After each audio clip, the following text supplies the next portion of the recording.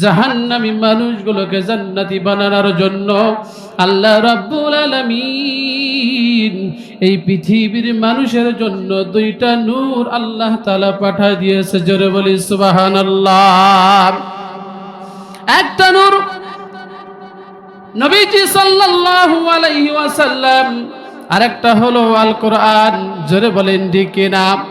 আল্লাহ রাব্বুল আলামিন 1500 বছর পূর্বেই এই কোরআন যখন আল্লাহ রাব্বুল আলামিন নাজিল করে দিয়ে আল্লাহ তাআলার পয়গম্বরকে আল্লাহ রাব্বুল আলামিন চারটা তিনি বিষয়ভিত্তিক আলোচনা দিয়েছেন। চারটা আল্লাহ রাব্বুল আলামিন কথা দিয়েছেন, চারটা আল্লাহ রাব্বুল আলামিন তাকে দাওয়াতি কাজ দিয়েছেন। এক নম্বর কাজ হলো আল্লাহ রাব্বুল আলামিন দিয়েছেন ইয়াতলু আলাইহিম আয়াতি। আল্লাহ রাব্বুল আলামিন যখন এই কোরআন নবীজির উপর নাজিল করে দিয়েছেন, আল্লাহ রাব্বুল আলামিন নবীজিকে এক নম্বর যে কাজ দিয়েছেন, এক নম্বর কাজ হলো নবী আপনি যখনই সময় পাবেন, যখনই আপনি সুযোগ পাবেন, মক্কার মানুষগুলোকে আপনি বেশি বেশি কোরআনের তেলাওয়াত শোনাবেন। যখনই সুযোগ হবে, যেখানেই আপনি সুযোগ পাবেন, মক্কার এই মানুষগুলোকে আপনি কোরআন তেলাওয়াত শোনাবেন, মক্কার মানুষগুলোকে আপনি কোরআন শোনাবেন। আর কোরআন শুনে শুনে মানুষগুলো আপনার দলে চলে আসবে। আল্লাহ তাআলার নবীজি এই কোরআনের কথা, কোরআনের তেলাওয়াত যখন মক্কার মানুষদের সামনে যখন তেলাওয়াত করতেন, সব মানুষগুলো পাগল হয়ে নবীজির কণ্ঠে কোরআনের তেলাওয়াত শোনেন। কিন্তু মক্কার বড় নেতা, বড় একজন প্রেসিডেন্ট, নাম হলো আবু জেহেল, উতবা, সাইবা, ওলীদ ইবনে মুগীরা, তাদের সহ্য হয় না আল্লাহর পয়গম্বর যেইখানে কোরআনের কথা বলে সেইখানে গিয়ে তারা বাধা সৃষ্টি করে। আল্লাহ রাব্বুল আলামিন নবীজিকে ডাক দিয়ে বলেন, নবী وقال الذين كفروا لا تسمعوا لهذا القرآن। নবী আপনি যেখানে কোরআন তেলাওয়াত করবেন, এরা সবাই একটা পরামর্শ করেছে, তারা আপনার কোরআন আলোচনার মাঝখানে তারা শীষ বাজাবে, তালি বাজাবে, ঢাকঢোল পিটাবে, গন্ডগোল করে তারা কোরআনের মাহফিলকে তারা বিনষ্ট করে দিবে। কথা বলেন ঠিক কিনা? বলেন এই কাজ ছিল কাদের? কোরআন বিরোধী যারা। কথা বলেন ঠিক কিনা? আজকে বাংলার জমিনে আজকে এই মাহফিল হচ্ছে, মাহফিলের বিরোধিতাকারী আছে কি নাই? জোরে কোন, জোরে কোন আছে কি নাই? মাহফিলের বিরোধিতাকারী আজকেও আছে, আগামীতেও থাকবে, কিয়ামত পর্যন্ত থাকবে। কথা বলেন ঠিক কিনা? যুগে যুগে যারা এই কোরআনের বিরোধিতা করেছে, দ্বীন ইসলামের বিরোধিতা করেছে, নবীদের বিরোধিতা করেছে, তারা বাংলার জমিনে থাকতে পারে নাই, তারা ভারতে চলে গেছে। কথা বলেন ঠিক কিনা মুসলমান? সম্মানিত হাজিরিন, আল্লাহ তাআলার নবী কোরআনের তেলাওয়াত করেন, কাফেরদের সহ্য হয় না, তারা বিরোধিতা করা শুরু করলো। আল্লাহর নবীজিকে তারা পাগল বলা শুরু করলো, আল্লাহর নবীজিকে তারা জাদুকর বলা শুরু করলো। আল্লাহ তাআলার পয়গম্বরকে তারা এটা মিথ্যা জাদু এটা প্রমাণ করার জন্য ইয়ামেন থেকে একজন জাদুকর ভাড়া করে নিয়ে আসলো। জাদুকর জামাত নামক একজন জাদুকর কি তারা ভাড়া করে নিয়ে আসলো। আল্লাহর নবীজি মুহাম্মদ যে কোরআন তেলাওয়াত করে, তার কোরআন তেলাওয়াতের ভুল ধরার জন্য, এই জাদুকে তারা পরাজিত করার জন্য তারা বড় একজন জাদুকর ভাড়া করে নিয়ে আসলো। আল্লাহ তাআলার পয়গম্বরকে আবু জেহেল তারা দূতের মাধ্যমে তারা খবর পাঠাই দিল, মুহাম্মদকে ডাক দাও, একটা আয়োজন করা হোক।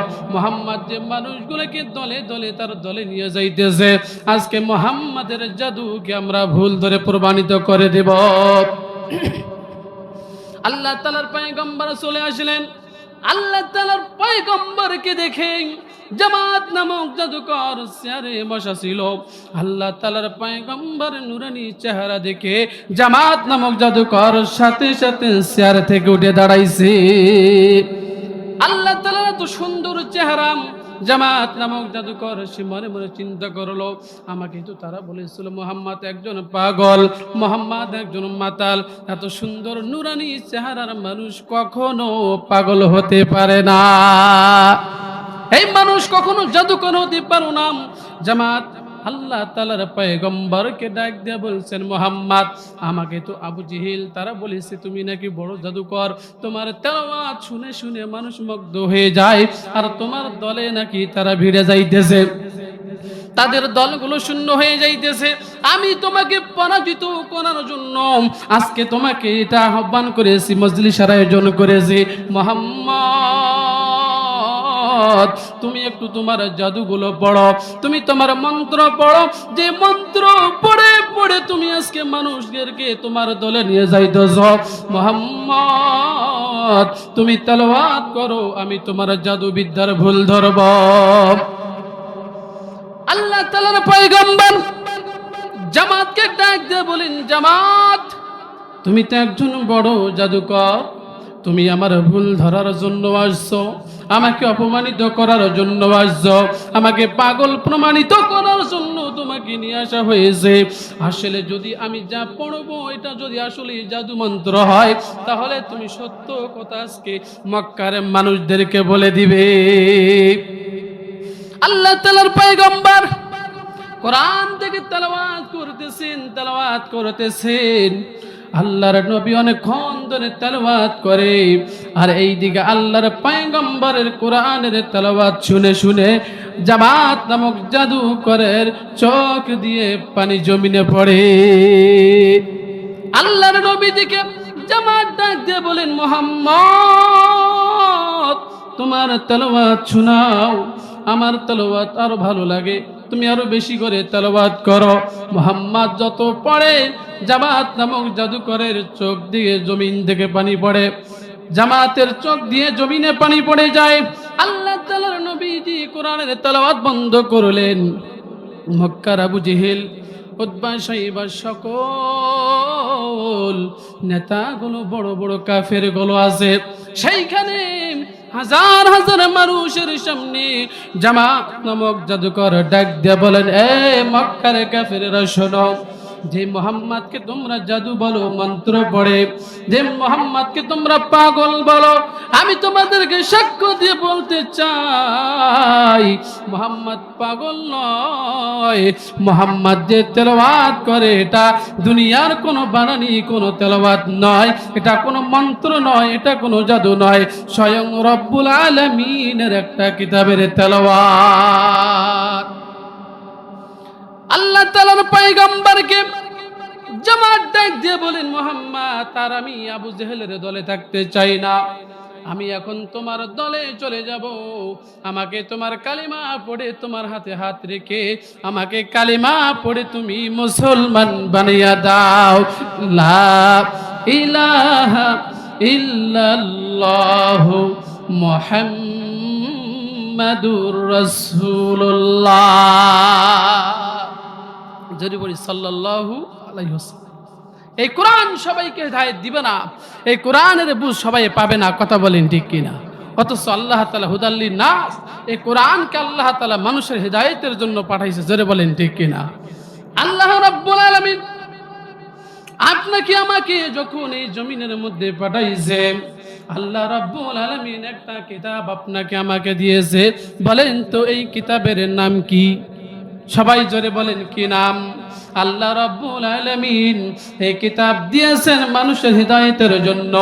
এই কোরআন বসে বসে রাতের অন্ধকারে আবু জেহেল, উতবা, আবু সুফিয়ান তারা শুনেছিল, কিন্তু কোরআনের হিদায়াত পাই নাই, জান্নাতের পথ তারা পাই নাই। অথচ ওই একই কোরআন শুনে আবু বকর জান্নাতি হয়ে গেছে, একই কোরআন শুনে ওমর জান্নাতি হয়ে গেছে, একই কোরআন শুনে ওসমান জান্নাতি হয়ে গেছে, এই একই কোরআন শুনে হযরত আলী আল্লাহর জান্নাতি হয়ে গেছে। কথা বলেন প্রিয় ভাইরা আমার, এই কোরআনের মালা পড়াইয়া, এই কোরআনের মালা পড়িয়াম আবু বকর জান্নাতি হয়ে গেছে, এই কোরআনের মালা পড়িয়া হযরত ওসমান জান্নাতি হয়ে গেছে, এই কোরআনের মালা পড়িয়া হযরত ওমর জান্নাতি হয়ে গেছে। অথচ এই কোরআন যখন তিনি হেদায়েত পাবেন তার আগেই হযরত ওমর একজন বড় সন্ত্রাসী, একজন মাস্তান ছিল, কোরআনের বিরোধিতা করেছে, কিন্তু কোরআনের সংস্পর্শে আসার কারণে হযরত ওমরকে আল্লাহ রাব্বুল আলামিন দামি বানাইছে। হযরত ওমর রাদিয়াল্লাহু তাআলা আনহু একদিন তিনি সফরে যাইতেছেন। সফরে যাওয়ার আগেই তিনি একটা মাঠ দিয়ে অতিক্রম করতেছেন, পথ চলতেছেন। চলতে চলতে মাঠের মাঝখানে যখন চলে আসলেন, হযরত ওমর মাঠের মধ্যে বসে পড়লেন আর তিনি চোখের পানি ফেলে ফেলে কান্না করে। তার সঙ্গী সাথীরা হযরত ওমরকে ডাক দিয়ে বলেন, ওমর, আয় খলিফাতুল মুসলিমিন ওমর, আপনি কেন কান্না করেন হঠাৎ করে মাঠ দেখে? হযরত ওমর সাথীদেরকে ডাক দিয়ে বলেন, ভাইরা, এই মাঠ দেখে আমি কেন কান্না করতেছি? এত ছোটবেলায় এক সময় আমি এই মাঠের মধ্যে ছাগল চড়াইছি, এই মাঠের মধ্যে আমি দুম্বা চড়াইছি, এই মাঠের মধ্যে আমি উট চড়াইছি। আমার কোনো সম্মান ছিল না, আমার কোনো দাম ছিল না। আমি এক সময় রাখাল ছিলাম, রাখাল। এই মাঠের মধ্যে আমি ছাগল দুম্বা চড়াইতাম। প্রখর রোদ যখন হয়ে যেত, মরুভূমি, কোনো গাছ নাই, কোনো ছায়া নাই, রোদ হয়ে যেত, ছায়া পাওয়ানোর জন্য কোথাও আমি ছায়া পাইতাম না, ছোটাছুটি করতাম, থাকা যাইত না রোদের মধ্যে। মরুভূমিতে কিন্তু অনেক গরম, কথা বলেন ঠিক কিনা?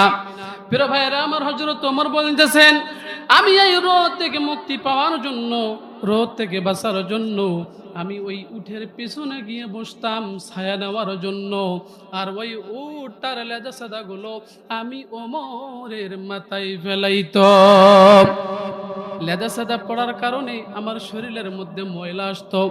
এই অবস্থায় আমি বাসায় যখন যাইতাম, আমার বাবা আমাকে ডাক দিয়ে বলেন, ওমর, তোমার শরীরের মধ্যে ওই লেদা সাদাগুলো কেমন করে আসলো?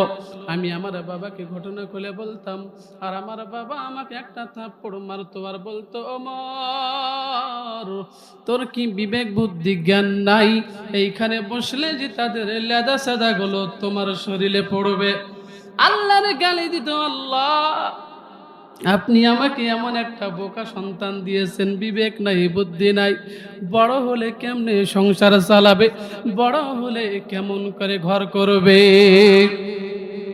আমি তো বেশি দিন বাঁচবো না, আমি তো একদিন কবরে চলে যাব, আমাকে তো কবরে যেতে হবে, কিন্তু আমার সন্তান কেমন করে সংসার চালাবে?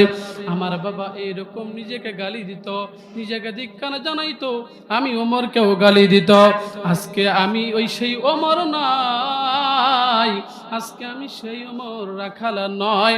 আমার আল্লাহ রাব্বুল আলামিন আমি ওমরকে অর্ধ জাহানের খলিফা বানাইছে।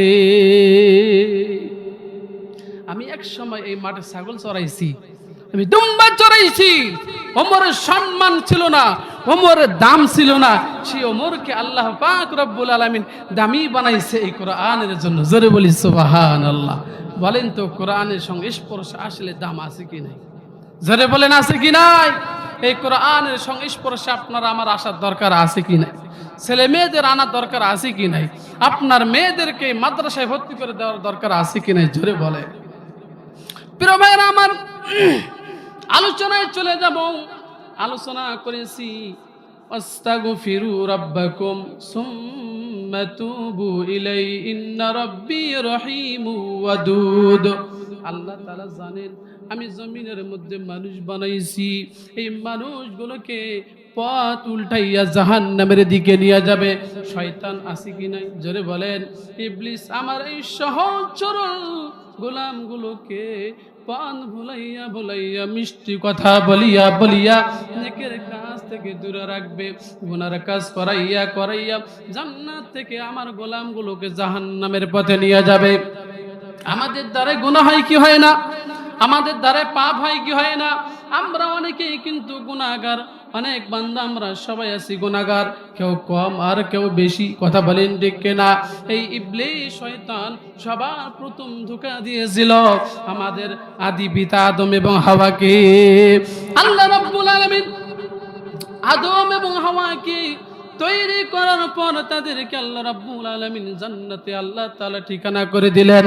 আর আল্লাহ রাব্বুল আলামিন ডাক দিয়ে বলেন, ওয়ালা তাকরাবা হাযিহিশ শাজারাতা ফাতাকুনা মিনাজ জালিমিন। আল্লাহ রাব্বুল আলামিন বলেন, হে আদম আর হাওয়া, তোমরা জান্নাতে বসবাস করো, কিন্তু ওই যে গাছ দেখা যায় ওই গাছের নিকটেও তোমরা যাবে না। কিন্তু শয়তানের ধোঁকায় পড়িয়া, ইবলিসের খপ্পরে পড়িয়া আদম এবং হাওয়া তারও ভয়ে ভুল করলো।